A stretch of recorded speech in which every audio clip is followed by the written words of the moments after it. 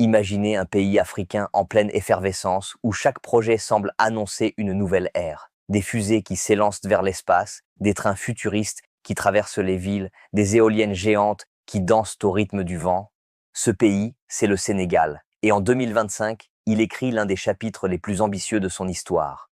Aujourd'hui, on vous emmène au cœur de cette transformation spectaculaire à travers 10 projets majeurs qui redessinent le visage du Sénégal et annoncent un futur résolument tourné vers le progrès. Mais avant de plonger dans ce voyage passionnant, abonnez-vous à la chaîne, activez la cloche et laissez un like si vous aimez découvrir comment l'Afrique façonne son destin à travers des projets visionnaires. Numéro 1, le premier satellite sénégalais, une révolution dans l'espace. C'est une première historique. Le 16 août 2024, le Sénégal a franchi une étape symbolique et technologique en lançant Gaïndé Sat-1, son tout premier satellite. Ce petit cube de seulement 10 cm pour 1 kg a été envoyé dans l'espace à bord de la fusée Falcon 9 de SpaceX depuis la Californie. Derrière ce nom inspiré du mot Gaïndé, le lion en wolof, symbole de fierté nationale, se cache une ambition immense. Prendre place dans la conquête spatiale africaine. Mais ce n'est pas juste une prouesse symbolique. Ce satellite a une mission concrète, collecter des données sur les ressources en eau. Il captera par exemple le niveau des nappes phréatiques, la hauteur de l'eau dans les puits ou encore la température des lacs. Des informations cruciales pour un pays où la gestion de l'eau est un défi vital. Et ce n'est qu'un début. Le véritable objectif, c'est de former une nouvelle génération d'ingénieurs africains capables de concevoir, fabriquer et contrôler leurs propres satellites. Un pas de géant vers l'indépendance technologique du continent. Le Sénégal ne veut plus être un simple consommateur de technologie. Il veut devenir un acteur. Et Gaïndé Sat-1 est le premier rugissement d'un lion qui se réveille. Numéro 2, les contrats pétroliers renégociés. La souveraineté avant tout. Pendant des années, les richesses du sous-sol sénégalais ont profité davantage aux multinationales étrangères qu'au pays lui-même. Les gisements de Sangomar et de grands tortues Améyim, découverts au large des côtes, représentent des milliards de barils de pétrole et de mètres cubes de gaz. Mais la question qui fâche est simple. À qui profite vraiment cette richesse? Jusqu'ici, le Sénégal ne percevait qu'environ 10% des profits générés par la production d'hydrocarbures. Imaginez, sur 700 milliards de francs CFA de revenus annuels, à peine une fraction revenait réellement dans les caisses de l'État. C'est pour cela que le président Bassirou Diomaye Faye et le Premier ministre Ousmane Sonko ont lancé une renégociation historique de ces contrats. L'objectif? Reprendre le contrôle, redonner au peuple sénégalais la part qui lui revient de droit et faire de l'énergie une force au service du développement et non de la dépendance. Si cette réforme aboutit, elle pourrait transformer durablement l'économie nationale, financement d'écoles, d'hôpitaux, d'infrastructures, et surtout, elle pourrait faire du Sénégal un modèle africain de gestion transparente des ressources naturelles, car au fond, il ne s'agit pas seulement de pétrole, il s'agit de dignité, de la capacité d'un pays à dire « nos ressources, c'est notre avenir ». Numéro 3. Le train express régional. Quand Dakar entre dans l'ère du transport moderne. Si vous vivez à Dakar, vous savez à quel point les embouteillages peuvent transformer un trajet de 20 minutes en un cauchemar d'1 heure et demie. Mais tout cela est en train de changer grâce à une prouesse d'ingénierie. Le train express régional ou TER. Inauguré fin 2021, le TER relie déjà Dakar à Diamniadio, mais une seconde phase, actuellement en construction, prolongera la ligne jusqu'à l'aéroport international Blaise Diagne. Résultat, les voyageurs pourront relier le centre-ville à l'aéroport en moins de 45 minutes, contre plus de 2 heures auparavant. Cette extension de 19 km, prévue pour 2025, portera la longueur totale du réseau à 55 km. Et ce n'est pas rien. Plus de 40 millions de passagers ont déjà emprunté le TER depuis son lancement. Avec ses rames modernes capables d'atteindre 160 km/h, le train transforme radicalement la mobilité urbaine tout en réduisant la pollution et la dépendance à la voiture. Et ce n'est qu'un maillon d'un plan global. Le bus Rapid Transit, BRT, les bus Dakar Demdik et d'autres lignes de transport public sont en train de tisser une toile de mobilité intelligente. Le Sénégal ne veut plus que sa capitale soit un embouteillage géant. Il veut une ville fluide, verte et connectée. Numéro 4. Le parc éolien de Taïban-Diaye. L'énergie du vent, l'espoir d'un futur vert. Le Sénégal tourne la page du charbon et du diesel. À Taïban-Diaye, dans la région de Thiès, s'étend désormais le plus grand parc éolien d'Afrique de l'Ouest. Imaginez 46 éoliennes géantes, certaines hautes de 180 mètres, produisant une énergie propre suffisante pour alimenter plus de 2 millions de Sénégalais. Ce parc de 158 mégawatts ne se contente pas de produire de l'électricité. Il crée aussi des emplois qualifiés pour les jeunes, forme des techniciens et installe durablement la culture des énergies renouvelables dans le pays. Grâce à des projets comme celui-ci, le Sénégal réduit sa dépendance aux importations d'énergie et renforce sa souveraineté énergétique. Et surtout, il envoie un message fort au monde. L'Afrique peut être un acteur majeur de la transition écologique. Petit rappel avant de continuer, si vous aimez ce genre de contenu qui explore les transformations de l'Afrique moderne, abonnez-vous dès maintenant pour ne rien manquer des prochaines vidéos. D'autres pays du continent connaissent aussi des révolutions fascinantes que nous allons bientôt explorer ensemble. Numéro 5, le port de Ndayane, la nouvelle porte maritime de l'Afrique de l'Ouest. Imaginez un port capable d'accueillir les plus grands navires du monde au cœur de l'Afrique de l'Ouest. Ce rêve devient réalité à Ndayane, une petite localité située à une soixantaine de kilomètres au sud de Dakar. Ce projet colossal, financé à hauteur de 1,2 milliard de dollars, est en train de transformer le littoral sénégalais en un hub logistique international. Mais pourquoi un nouveau port alors que Dakar en possède déjà un? Tout simplement parce que le port autonome de Dakar est aujourd'hui saturé. Chaque jour, des centaines de conteneurs y transitent, provoquant un engorgement logistique majeur. Le port de Ndayane vient donc désengorger la capitale et accélérer le commerce régional et mondial.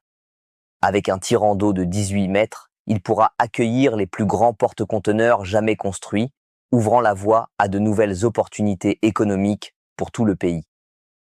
La première phase du chantier devrait être achevée d'ici 2027, et déjà, des milliers d'emplois directs et indirects sont créés dans la construction, la logistique et les services portuaires. Le Sénégal ne sera plus seulement une porte d'entrée vers l'Afrique de l'Ouest, il deviendra un carrefour mondial du commerce maritime, rivalisant avec Lagos ou Abidjan. Le port de Ndayane symbolise une chose, le Sénégal ne regarde plus la mer comme une frontière, mais comme un horizon d'opportunités. Numéro 6, la renaissance industrielle avec l'usine textile de Kaolack. Le Sénégal produit des milliers de tonnes de coton chaque année, mais jusqu'à récemment, la majorité était exportée brute, sans aucune transformation locale. Résultat, des pertes économiques colossales et des milliers d'emplois potentiels envolés. C'est là qu'entre en scène la Domitexka, l'usine textile emblématique de Kaolack. Fermée pendant des années, elle a été réhabilitée et relancée en 2024 dans le cadre d'un vaste programme de réindustrialisation nationale. Sa mission est simple mais stratégique: transformer le coton sénégalais sur place, produire des tissus de qualité et relancer toute une filière, du champ à la chemise. Avec une capacité de traitement de 5000 tonnes de coton et une production annuelle de 20 millions de mètres de tissu, Domitexka réduit la dépendance du pays aux importations venues d'Asie. Mais ce projet n'est pas qu'économique, il est social et culturel. Il redonne vie à une région, crée des emplois pour les jeunes et les femmes, et valorise le savoir-faire local des stylistes et couturiers sénégalais. L'objectif à long terme est clair: faire du Sénégal un pôle textile africain capable d'exporter vers la sous-région tout en habillant fièrement ses propres citoyens avec des produits made in Sénégal. Ce n'est pas juste une usine qui redémarre. C'est un symbole, celui d'un pays qui reprend le fil de son industrie et tisse son indépendance économique, un vêtement à la fois. Numéro 7, la Petite Côte, la nouvelle banlieue chic de Dakar. Dakar est saturé. Trop de monde, trop de voitures, pas assez d'espace. Résultat, le foncier explose, la circulation sature et la qualité de vie baisse. Pour répondre à cette pression urbaine, le gouvernement a lancé un plan ambitieux: le développement accéléré de la Petite Côte, cette bande littorale qui s'étend de Saly à Pointe-Sarène. Autrefois connue pour ses plages paradisiaques et ses hôtels touristiques, la Petite Côte devient aujourd'hui le nouvel Eldorado immobilier du Sénégal. Des villas modernes, des complexes hôteliers de luxe, des centres commerciaux et des infrastructures routières sortent de terre à un rythme impressionnant. Mais ce projet ne concerne pas seulement les riches. Il vise aussi à rééquilibrer le développement urbain en créant de nouvelles zones résidentielles, des écoles, des centres de santé et des emplois durables dans la construction, le tourisme et les services.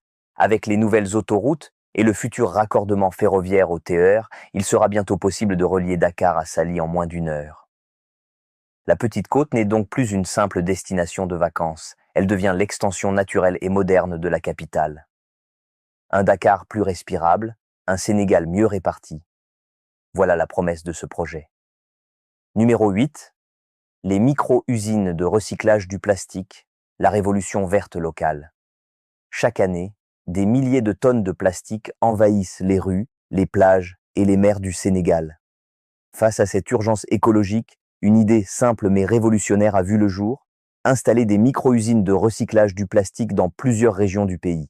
Ces unités, compactes et autonomes, transforment le plastique collecté en matière première réutilisable. Imaginez, les bouteilles en plastique ramassées dans les quartiers sont broyées, fondues, puis transformées en pavés écologiques, meubles recyclés ou même fils textiles. Cette innovation réduit drastiquement la pollution, crée des emplois verts pour les jeunes et encourage l'économie circulaire. Plutôt que d'entasser les déchets, on les valorise. Plutôt que de détruire l'environnement, on le répare. Le Sénégal ne veut pas seulement nettoyer ses plages, il veut changer son rapport aux déchets. Et ces micro-usines symbolisent une nouvelle mentalité. Chaque déchet peut devenir une ressource. Numéro 9. La transformation digitale du Sénégal vers un hub technologique africain. Le monde change à une vitesse folle et le Sénégal refuse de rester spectateur.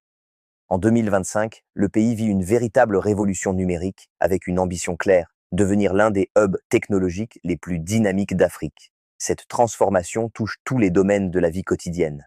Prenons d'abord les transports publics. Plus besoin de faire la queue avec de la monnaie en main. Grâce à la digitalisation des paiements, les usagers peuvent désormais acheter leurs tickets via des portefeuilles électroniques, recevoir un QR code instantané et embarquer directement. Des entreprises comme Wave Digital Finance participent à cette révolution, rendant les trajets en TER et en bus rapide transit, BRT, plus fluides, plus rapides et surtout plus modernes. Mais le changement ne s'arrête pas là. L'État sénégalais veut devenir un modèle d'administration numérique. Les amendes routières peuvent désormais être payées en ligne, les documents administratifs se demandent via des plateformes digitales et les services publics deviennent progressivement 100% numériques. Résultat, moins de paperasse, moins de corruption et un gain de temps colossal pour les citoyens. En parallèle, un écosystème de start-up émerge à grande vitesse. Dakar se positionne comme un véritable centre technologique de l'Afrique de l'Ouest. Des incubateurs comme le DER Startup Hub accompagnent des centaines de jeunes entrepreneurs dans les domaines de la fintech, de l'agritech et de l'edtech. Des innovations locales voient le jour, des applications pour aider les agriculteurs à vendre leurs produits, des solutions de paiement mobile ou encore des plateformes éducatives accessibles partout, même dans les zones rurales. Et pour garantir la sécurité de ce nouvel univers digital, le Sénégal mise fort sur l'intelligence artificielle et la cybersécurité. Le Centre international d'intelligence artificielle du Sénégal, un projet unique sur le continent, se consacre à la recherche sur l'IA, la blockchain et la protection des données. Ce n'est plus un rêve, c'est une renaissance numérique. Le Sénégal ne se contente pas d'utiliser la technologie. Il la crée, l'adapte et la partage. Et dans ce monde où le digital est le nouveau pétrole, le pays est bien décidé à devenir l'un des géants technologiques du continent. Numéro 10. Le plan Sénégal 2050. Une vision pour les générations futures. Tous ces projets, du satellite à l'énergie verte, du textile à la digitalisation, ne sont pas des initiatives isolées. Ils s'inscrivent dans une stratégie beaucoup plus vaste, le plan Sénégal 2050, une feuille de route qui définit ce que le pays veut devenir dans les 25 prochaines années. Cette vision repose sur 3 piliers. Une économie souveraine, fondée sur la production locale, la transformation industrielle et la maîtrise des ressources naturelles. Une société équitable, où l'éducation, la santé et la formation des jeunes sont au cœur du développement. Un environnement durable qui valorise les énergies renouvelables et la protection de la nature. Ce plan ne se limite pas à des promesses, il repose sur un suivi quinquennal permettant d'ajuster les politiques en fonction des résultats obtenus. Autrement dit, le Sénégal avance avec méthode, ambition et lucidité. Et ce qui frappe le plus, c'est cette nouvelle mentalité, une jeunesse qui croit en ses capacités, des ingénieurs qui innovent, des entrepreneurs qui osent et un État qui accompagne le mouvement. Le Sénégal ne rêve plus d'un avenir meilleur, il le construit. Le Sénégal de 2025 n'est plus celui d'hier. C'est un pays qui regarde vers le ciel avec son satellite, qui creuse la terre avec ses ressources, qui fait tourner les pales de ses éoliennes et qui code son futur dans les laboratoires numériques. Chaque projet, chaque initiative, chaque innovation raconte une même histoire, celle d'un peuple en marche vers sa souveraineté, son indépendance et sa fierté. Et ce qui est le plus inspirant, c'est que cette transformation n'appartient pas qu'au Sénégal. Elle incarne l'élan d'une Afrique nouvelle, ambitieuse, audacieuse et résolument tournée vers demain. Alors, dites-moi en commentaire, lequel de ces 10 projets vous inspire le plus? Serait-ce le satellite, symbole de la conquête technologique? Le port de Ndayane, moteur du commerce africain, ou encore la relance du textile qui redonne du souffle à l'industrie locale? Votre avis compte, car c'est en partageant ces histoires que nous participons tous à écrire le futur du continent. Si cette vidéo vous a plu, likez, abonnez-vous et activez la cloche pour ne rien manquer des prochaines découvertes. Ici, nous explorons chaque semaine les grandes transformations qui font bouger l'Afrique. Et croyez-moi, le voyage ne fait que commencer. À très bientôt pour une nouvelle plongée dans le futur.